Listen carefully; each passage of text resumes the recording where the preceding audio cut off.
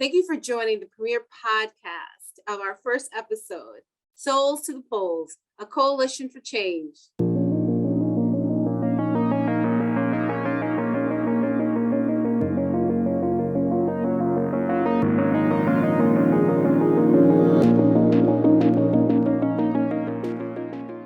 Today, we're going to be speaking to two wonderful gentlemen, Attorney Mark Thompson. He is the first chair of the Wisconsin Election Commission. We're also going to have Reverend Greg Lewis, Chief Executive Officer of Souls to the Polls of Milwaukee. Welcome to our program today. How are you today? Hello, and it's great to see you again, Lynette. Thank you so much for having me. Yeah, I remember you so well. Not only are we both colleagues in the law in Wisconsin, but you have an interesting backstory. I think you grew up in Nebraska, but then you had an amazing experience shortly thereafter.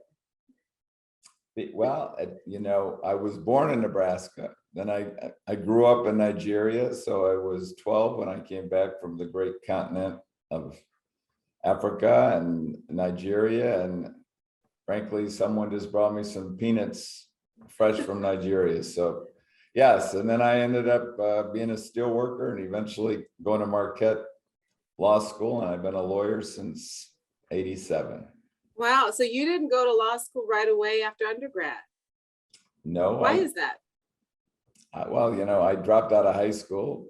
I really wasn't that interested in school at the time, and so I went to work, and then I went to college, and I was paying for it myself, and I didn't know what to do, so I dropped out of college and found myself in Chicago and ended up in a steel mill in East Chicago, Indiana, and married with a daughter, and they shut down my steel mill, and I had to start life over and figure out what I was going to do at 29.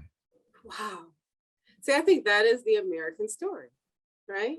It gives you a connection to every kind of person who's out there who's contributing to our society. Do you feel that backstory gives you a connection in the work that you're doing with the Election Commission? I think the fact that I've done a lot of different things really has helped my view of the world. And I think I do bring that to the Wisconsin Election Commission. And I have been there since the Republican Party created the Wisconsin Election Commission in 2016. Okay. And it has been quite an adventure since. Okay, have you been on the commission or since 2016, or what was your capacity in the beginning? The predecessor organization was the GAB. Okay. They ran elections in the state, and they also were responsible for ethics violations, and they were retired judges, nonpartisan, and the Republicans decided they didn't like judges investigating their ethics. They abolished the GAB and created the Wisconsin Election Commission, and essentially created an entity that had 3 Republicans and 3 Democrats as commissioners that oversee a nonpartisan agency, a staff of nonpartisan folks that work hard to support elections around the state. And that's really it. In Wisconsin, it's a big job because Wisconsin elections are decentralized. They're run by municipal clerks and county clerks. And the state agency itself just provides training assistance to clerks. And, in 2016, the whole issue was, what are we going to do? And whether or not the Russians were going to hack the system. And we got up and running, and the results were that President Trump won in 2016. There was a recount. The recount proved that there was no fraud in Wisconsin and that we count the votes accurately. Fantastic. Fast forward to 2020, we run the 20 elections just like we did 2016. This time, President Trump loses. And unlike his predecessor, he decided, even though he lost, he wanted to declare he was a winner and has been the biggest loser since. Okay. And his influence has led to all sorts of mischief and frankly, really, really bad things happening in the state. So you mentioned that this organization is monitoring the ethics of the conduct of our electors. No, the Elections Commission only runs the elections. Oh, fantastic. But they train the local. They created an ethics commission that runs ethics. Okay. And then they created a separate one to run elections. And I'm on the elections, and so we do not have oversight over the ethics. Fantastic. So thank you for that clarification, because I think, all of this becomes confusing for average people. It seems to be something that is going on behind the scenes, and it's a good thing when we don't hear any bad news, right? So that puts you in a pickle, because normally you only get news if something bad happens. Right. But so let's talk a little bit about the issues facing the Election Commission right now. You mentioned a little bit about some of the shenanigans that might be going on with the individual who lost the election. Are there other issues going on within the Election Commission? I think when President Trump lost the election in 2020, he filed lawsuit after lawsuit after lawsuit. All the courts rejected all his lawsuits. He had a recount in Dane County, he had a recount in Milwaukee County. There has been an audit. All of those lawsuits, the audit, all established several things. One, Donald Trump lost. Two, there was no evidence of fraud. And frankly, until Donald Trump lost, there were no allegations that the Elections Commission and the rules that govern the election had any problems, right? Donald Trump won with the rules in 2016 and he lost with the rules in 2020. But now that he lost, all of a sudden, they're raising all sorts of issues about the rules. Now, what they have done, and by that I mean Trump, Speaker Voss, and a handful of dedicated Trumpian Republicans, they've been attacking the Election Commission virtually week by week. The legislature launched an audit. The Audit Bureau came up with 30 recommendations. Traditionally, audits the information is exchanged with the agency before they're published. They didn't do that. Oh, wow. And the focus has really been at the nonpartisan nature of the staff. Megan Wolf is the administrator of the staff of the Elections Commission. She's well recognized around the country as someone with expertise in elections, running fair elections, running secure elections. Yep. She has national security, and she's a nonpartisan. Wow. Right? She's not a Democrat, not an independent, or who knows what she is, but she can't be out there partisan, right? And she's not a Republican. So her job is to just make sure that the rules are followed. And there's been an intense attack to have her resign. There's an intense attack to have 5 of the 6 commissioners resign. And that is because I believe this group of the Voss Trump Republicans want to take over the agency, oversight of the agency before November. Okay. If they can get Megan Wolf to resign, we will not be able to get another nonpartisan person in place going forward. So it's a very, at one level, it's sort of complicated. At another level, it's very simple. Okay. There is a group of Republicans that are promoting the lie that the election was stolen when it wasn't. Dean Knudsen serves with me on the Election Commission. Okay. He was a Republican. he helped create this agency with Voss. They were in the assembly together when it was created. Dean Knudsen had the audacity to say simply, Donald Trump lost because he didn't get enough Republican votes. There are a lot of things going on, but the fact that Dean Knudsen is being targeted is in part because he told the truth. Right. Now, in 2020, the commission was faced with the real crisis of running elections in the pandemic. And in March of 2020, we all were very, very afraid that senior citizens in nursing homes would not be able to vote and vote safely. There is a provision in the law that for special voting deputies to go into nursing homes and help.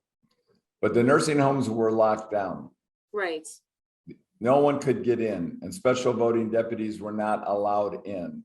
Right. And the only way then to let these folks exercise their constitutional right to vote was to get absentee ballots into them. Okay. And all 6 commissioners voted to do that. It was 6-0.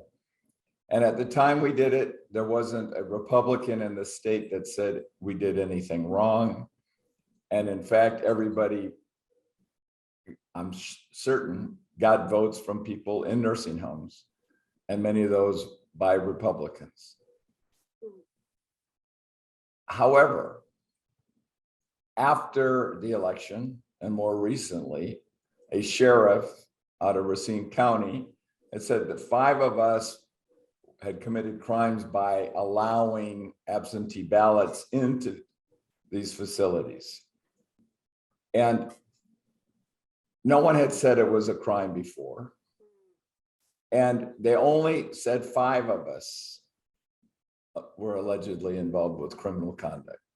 Bob Spindell, who voted with us 6-0, is not on that list. Bob Spindell.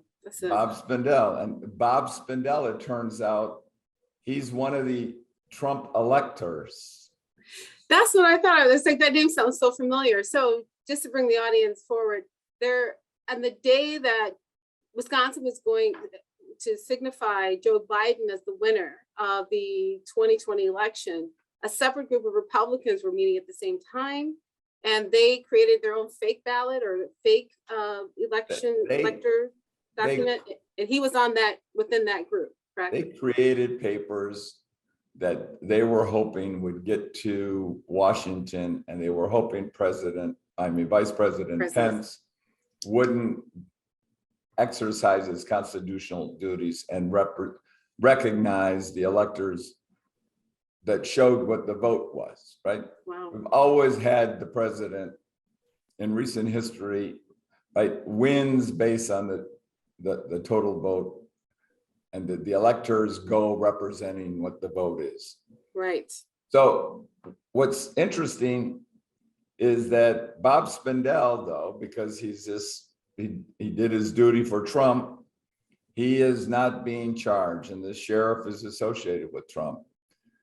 And what we have, and here's the scary thing for democracy in Wisconsin. These folks are willing to speak out openly and say that their own members of their own party should go to jail for letting senior citizens vote. Now that shows how ugly it's become. Right. And what kind of bullying these people will do to suppress the vote. You know, this all reminds me of when I first started practicing law. There was like the approach you take to a trial. You know, you argue the facts or you argue the law, and then you just argue, right? It seems like they're taking the same approach. They don't have any of the first 2 things on their side, so they're just coming in and bullying their way through. But it seems like no one's safe. They have a plan, though. This is more than just an argument, right? They want to take over this state. And they know that their chance to do it is in November, because if they can get rid of Tony Evers, there will be no check on their power. Wow. And they are intent. And they're willing to go so far as to put good people Mm. who made votes in public that only allowed seniors to vote, exercise their right to vote, willing to threaten them with jail time for Right. standing up. Now that's a first in Right. the state's history. That's how far they're willing to go. And so we have seen over and over again different attempts, Right. right? The most recent one, and I think we'll be talking about it more, like the whole Dropbox issue. Right. And who can turn in an absentee ballot. And they Right. are intent on voter suppression and limiting the number of votes. And Right. to the extent, right, they're willing to put good people in jail for letting senior citizens vote in the Right. middle of a pandemic. So we need some straight fighters who are going to rise up and join the coalition to make sure that this doesn't happen. And I think that brings us to the great Reverend Greg Lewis, who is also joining us today. He's the Chief Executive Officer for Souls to the Polls of Milwaukee, and he works with the Pastors United, which are unifying and activating resources for the transformative empowerment and restoration of the African American community. And with that, we're going to be seeing more representation from the African American community and other marginalized communities in this next election. And I think that might be the thing that we need to fight this good fight. And so I'm glad to see that you and Reverend Greg Lewis are actually speaking and working together. Welcome. Yeah, I was speaking with your good friend, Attorney Mark Thompson, and he was establishing the work, or letting us know the work that he's doing with the Wisconsin Election Commission, and also making us fully aware of the fight that's ahead of us. And I see that you too are fully aware of this information, and your organization is doing what it can. Did you have something that you wanted to add about what you might be doing in the community to make sure and ensure that there's a voting republic coming out of the central city? Yeah, we've been doing this for years. It all started out of our Pastors United group, and we had these issue items that we all worked on, and one of them was politics, and that's how Souls to the Polls came about with our organization, Pastors United. And we've been doing this since Valerie Jarrett visited us in 2012. She visited us, and we found out that we could go to vote on Sundays. And so we started calling it Souls to the Polls. And so we do that as a group of faith leaders and communities, just not in Milwaukee, but in surrounding areas also. We get a lot of help from, Jewish community and, suburban communities, those kind of things. As a matter of fact, when we do the rides on voting day, most of that is organized by people in Whitefish Bay and areas around the Whitefish Bay area. And, because they have a group of folks who organize these rides. And, it's like a war machine when we come in there and start, putting names up and who's picking up who and all that kind of stuff. It's very organized. And we've been doing that, for about 6 years now. And before that, we organized by just meeting with pastors all year round, making phone calls, meeting with pastors. And we started that in 2012 during the recall of Scott Walker. My friend who actually, started the organization with me is Bruce Colburn. He was working for SEIU then, And he asked if there was anyone who could bring the faith leaders together. And, you know, I volunteered, excuse You me, did it. I volunteered to try it. And then we ended up having about 300 faith leaders in an organization called Pastors United. So we just started getting out the vote. And now we have about 540 faith leaders Wow. on our Rolodex. And that has to be updated because it might be more or less right now, depending on who joined and who died. And so that's what we do. We get out the vote in our community as much as we can. And it's been very difficult because in our community, it gets worse and worse after Barack Obama, President Obama. You know, people really don't have a desire to participate in the system. So, you know, we had to do something because if we hadn't done anything, hardly anybody would be voting. Wow. You know, let me change that. Hardly anybody would be knowing that there is a vote, you know, because we a lot of our work is informational. You know, we have to let people know how to register. We have to help people who want to get registered, find the places where they go and all those kind of items that are needed when you go to, you know, get your registration. And then you have to show them how to get on a computer and register. Wow. It really is, you know, see, it's just so difficult for folks who want to vote, you know, and sometimes it's discouraging with all the suppression issues that we have to face, you know. So we really do have a problem in our community with people trusting the system. Right. So we have tell me a little bit more about some of this, you know, give me some insight on this fight for drop boxes and access to the system. Is that something that the Wisconsin Election Commission controls, like where drop boxes are or how people are voting? I believe how is that set up and done? Well, I think Attorney Mark can answer that question better than me. I'll let you guys chime in concert. No, he can answer that. All right. Historically, drop boxes were utilized around the state. You know, this is a purple state, right? Okay.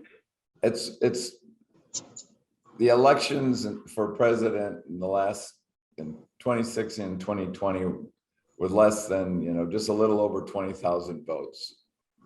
And so drop boxes were used all over the state, no matter what shade of purple you were, right? Whether you were blue or purple or red or purple.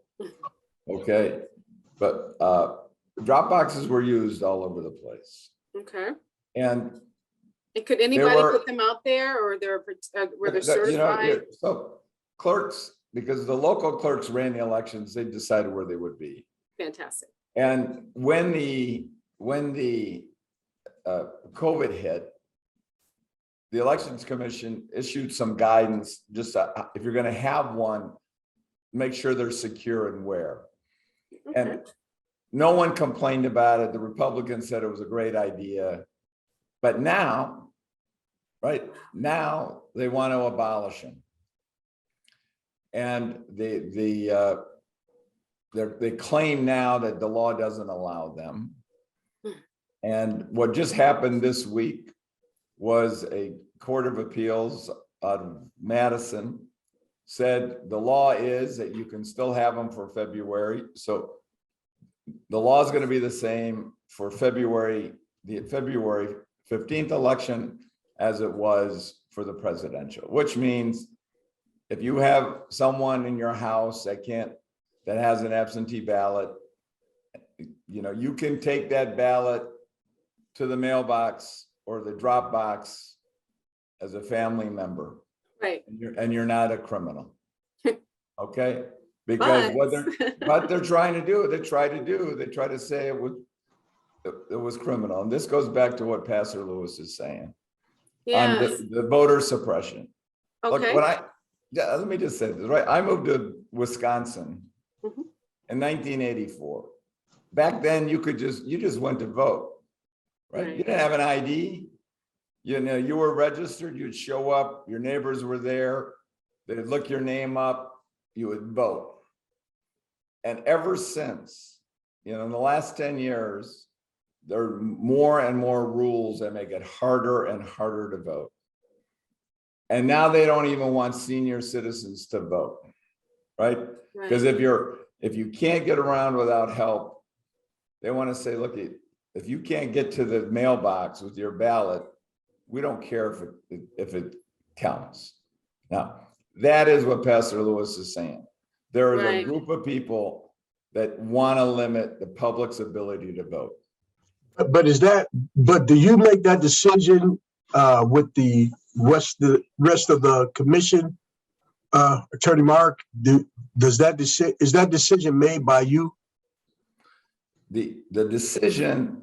I mean, to have the drop boxes or not? Is that right? Drop boxes were utilized by clerks all over the state before the commission ever said anything about them. As they saw fit, right? So Right. they saw a need.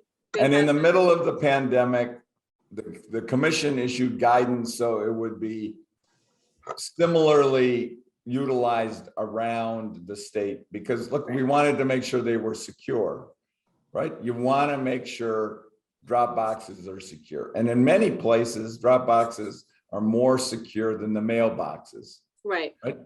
There's many places. So that's how it came up. So I met with the Milwaukee election commissioner with Nita Johnson the other day, and they said that 50% of all the ballots that were put in those, well, let me put it like this. They said that early ballots, those ones you're supposed to mail in, Right. 50% of them ended up in drop boxes. Wow. So if you take away the drop boxes, that's a huge amount of votes that would simply not make it to the polling places on time. So that's huge in our communities, Black and brown communities, because people just really, they do everything late, and they try to mail out a ballot on the week before, and all of that is really devastating to a group of people if you can't go to those drop boxes, because you don't know when the mail is going to make it to the destination. If you put it in the mail, it might not ever make it. That would mean all those votes would not be counted, and 50% of all those votes were in drop boxes. And I think there was an issue too for one election, maybe the last one, where the post office was pushing the ballots aside, or keeping them, or sending them up to Oshkosh and never delivering them. I think that there were a couple of issues in a couple of post offices where there were some issues with, and not many ballots, but the big thing about, and this is what Pastor Lewis is saying, when you're in the middle of a pandemic and people wait and then they send them in, right? Then there is this avalanche of mail. And in the early elections in 2020 in particular, that was very, very important. Absentee ballots are huge now, especially during the pandemic. So that would have been a chop of the knees off. And so, even in the April election in 2020, a federal judge said, because everything got started late, we're going to count those ballots that come in a week later even. That was like almost 80,000 people that got their ballots were counted because they were voted in time. It just took so long to get back to the place where they're counted. So I think, Pastor Lewis is absolutely right. You got to vote, you got to register to vote, and you got to vote early. And, you have drop boxes now, get your ballots in the drop boxes, right? Get them in the mail, but get out there and vote, okay? And I mean, if you're in Milwaukee, there are big elections, right? Coming up, we're electing a new mayor. So, get out there and vote. Exactly. Oh, Mr. Lewis, Reverend Lewis, your mic. Do you have some last words you'd like to share? Yeah, with I want to today's tell you how audience? important those absentee ballots are. Okay, During the pandemic, in about it was April, there was a vote on April 7th, but there were votes that wouldn't count it because absentee ballots hadn't made it to the polls. And we went all the way to the Supreme Court to sue to make sure that, we could possibly change the date of the election, but that failed. And then we also sued to count those absentee ballots. Now, because of the count of those absentee ballots, a week after April 7th, there was 118,000 votes that were absentee ballots. And that made the difference between the Supreme Court judge that was elected at that time. That's how important absentee ballots are. I just want you to know, people have to understand, they're trying to destroy your right to have a voice when they start talking about all this suppression. And taking away those drop boxes is huge because some people don't even remember to go on the day of the election. They certainly don't remember to take their ballots before election time. And so some of them, you say, oh, I got to take a ballot. And they take them to those drop boxes, drop them in. And that's how we get most of our votes in our community. And that is the honest to God truth. well, thank you so much. This discussion was amazing. And I'm glad we touched on the concerns that should touch a lot of us out there in the community, especially with this pandemic. Looks like absentee ballots are going to be very important once again. I did have a quick clarification. When it comes to drop boxes, the libraries and the city municipal buildings were used as locations where people could take their votes. If they remove drop boxes, would that remove those auxiliary locations as well? Or where do people send their votes if there aren't those facilities available or those locations available? From what I understand, in the city of Milwaukee, the drop boxes are back where they were, but Okay. you'd have to ask the local election Very commission good. on that issue. But from what I've seen, they're still there. Fantastic. Well, the Drop fight still boxes are- continues. Drop boxes are back. We asked the commissioner of the Milwaukee Election Commission the other day. They're back. Okay. So is this next election, we're good. But then when it comes to the fall, we may have some more issues, right? Well, we got an April election and An we're April gonna have to find out again. So Thank you. the court is gonna decide the issue before the April election. It's a Fantastic. new order that came out this morning. So the court Okay. wants to decide the issue before the April election. So hopefully we'll all know whether there are drop boxes for April. What's the what? And that's the Supreme Court, correct? They're going to render their decision. Well, right now it's the Court of Appeals Okay. that have said it. Okay, whether or not the Supreme Court takes the case, I don't know. But currently, the Court of Appeals has asked to have all the briefing done so Okay. they can decide before the April election starts. Okay. So this decision for February is just an interim decision. Right. Thank you so much. This is a great conversation. It looks like we got to have you back. Great. Just right after the decision is rendered by the Court of Appeals, and talk about strategy. I'll be Go ahead. glad to come back anytime, Lynette. Thank you so much for doing this. Thank you, Pastor Lewis, Souls to the Polls. Yes. Without you, we're not gonna have any democracy in this state. Yeah. I was gonna say, without them, there's no us, man. Yeah, They we are gotta work working it. We gotta work it. We gotta keep it moving. Okay, I now will I tell you. always gotta ask this favor though. I need a blessing from the pastor. There we Bless go. you, Attorney Mark. Well, that's a great way to end today's discussion. Reverend, would you do us the honor?